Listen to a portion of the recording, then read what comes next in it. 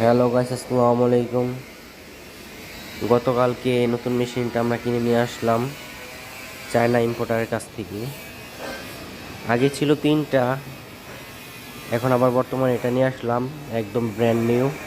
ঠিক আছে, এখনও ফিটিং করানো হয় নাই, ইঞ্জিনিয়ার দিয়ে আজকে ফিটিং করানো হবে। এই যে সব যন্ত্রাংশ, এই যে আপনারা দেখতে পাচ্ছেন। কিছুক্ষণ পরে চলে আসবে আমাদের ইঞ্জিনিয়ার সাহেব, তাকে দিয়ে মালামালগুলো ফিটিং করা হবে।